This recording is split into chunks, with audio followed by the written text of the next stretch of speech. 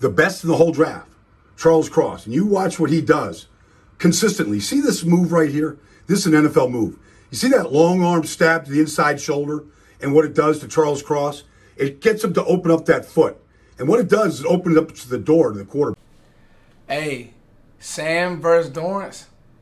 That's going to be a spicy, spicy battle. Let's talk about it.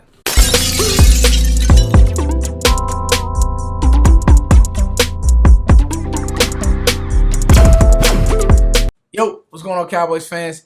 It's your boy Foots here. It's the most wonderful time of the year. Listen, camp is here. Like, it's no more speculation. It's no more, oh, the Cowboys should have done this. Oh, they should have drafted this. We need to get this free agent. Man. I don't like Stevie Jones. Man. By the way, Tyler Smith, he's in the lab. Like, not waiting for camp. He's in the lab. He looks good. You see he really has leaned out. By the way, Lyle Collins isn't even ready for the Bengals camp.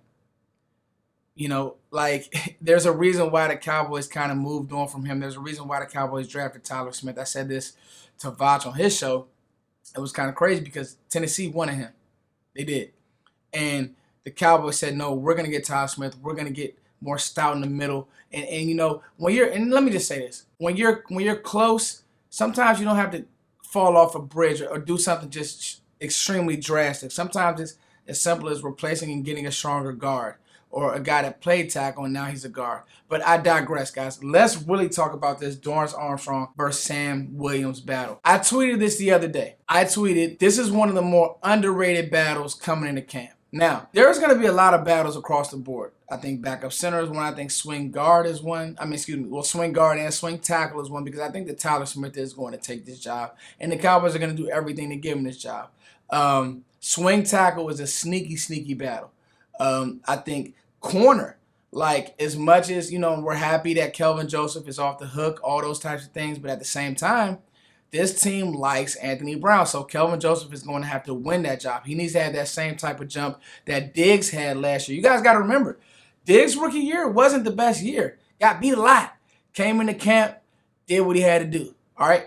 The third receiver, or really second receiver, because Michael Gallup is going to start the year, you know, I don't think it'll be IR, but he's not going to play the first couple games, obviously, maybe throughout the first half of the season. So we're going to need that third, fourth receiver to be that second, third receiver and really step up. But Sam Williams versus Dorance Armstrong, he just has something. And I won't be, you know, phony and fake. When I first saw his workout, I thought the hips were kind of stiff. I was like, I don't know. But Dan Quinn was there. It's like, what is Dan seeing this guy? What does he know? And then you start to watch the film, and you guys saw what I first started with Baldy and and that's against Charles Cross, and everybody's seen that film. But it's just a reminder that this guy has done it at a high level against high level competition, SEC talent. Now, Dorance Armstrong, it took him a while to get going. This is year 4. In year 4, he had 5 sacks. Really, last year was his best year. There are times when it's like, are the Cowboys going to give up on this player? But that tweet wasn't a knock. It's really to look at the skill sets and say, who has the upper hand right now? But who will develop into the better player? Has Dorance Armstrong reached his ceiling? Let's talk about it. So when I tweeted that, I got a lot of backlash because it was like, okay, Foots, he's a rookie. We don't know what he can do. He has to stay clean off the field. I agree. But when you hear things like, and when you hear your head coach come out and say, hey, this guy was born to play in the NFL, that's telling me he's going to get every opportunity to do just that, play in the NFL. Mike McCarthy did not draft Dorance Armstrong. Dorance Armstrong does not run a sub 4.4, 4.5 40. Like, he cannot move like Sam Williams. Does Sam Williams have to get better? Absolutely. Does he have to get acclimated to the NFL game? 110%. But I think that there's some juice there that we need to talk about. Let's talk about Dorance Armstrong's strengths. Let's talk about Sam Williams' strength. I think that Dorance Armstrong, his hand usage is really well.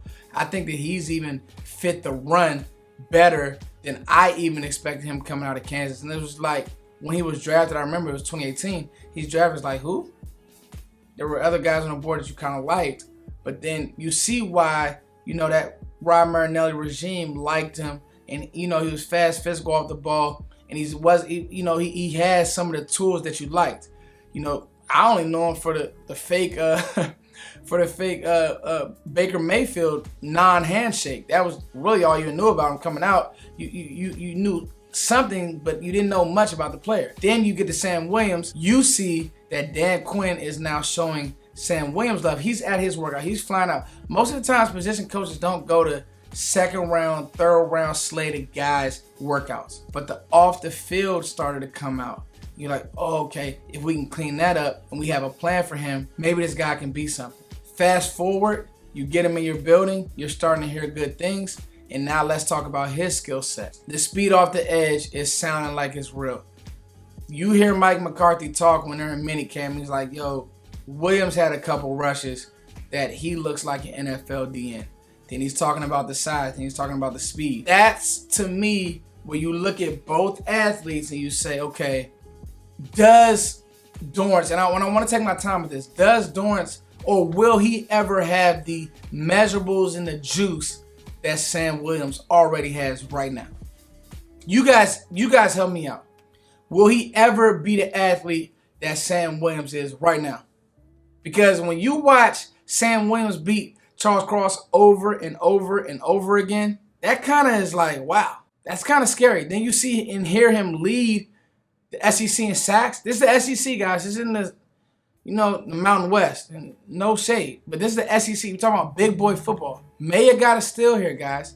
And Maya got a guy who's going to come in and get every opportunity. What do I mean by every opportunity? Obviously, Neville Gallimore got hurt last year. Oso Odigizua was a third-round pick, guys. And up until midway of the season, was looking like a Pro Bowler.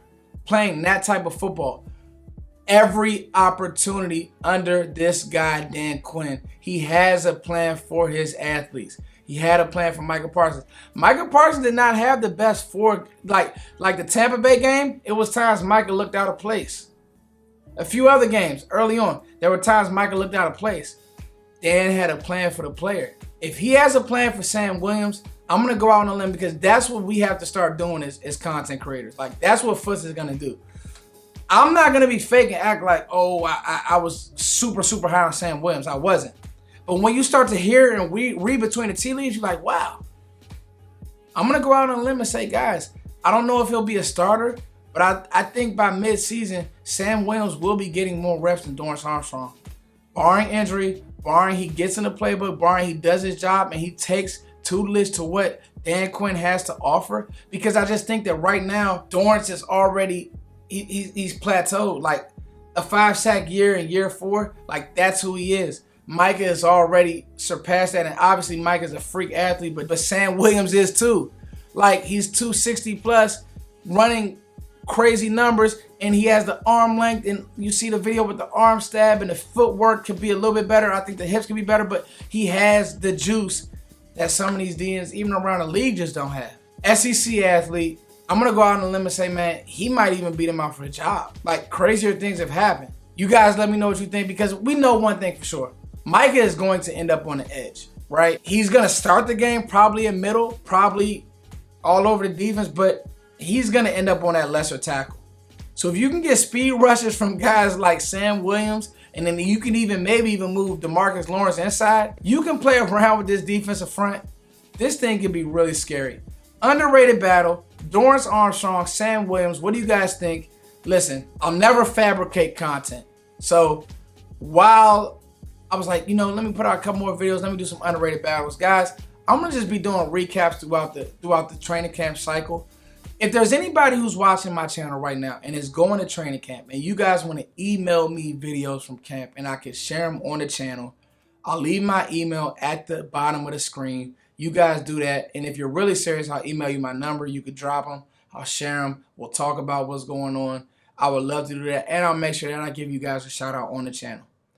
Anyway, it's your boy Foots. I'm out of here because camp is starting in 2 days. They will probably be there. Today is Monday. Tonight is Monday night. They will probably be there on Tuesday. Get checked in. Get to the hotel. Get settled. Wednesday will probably be a lot of conditioning. Thursday, Friday, Saturday, it's time to go. Like, it's camp. Praying for no injuries. I know Mike is going to take his time, make sure these guys are stressed out, ready to go. Praying for no injuries. It's your boy Foots as always. Thank you for liking, sharing, and subscribing. I'm ready, y'all. Like, the season can't come fast enough.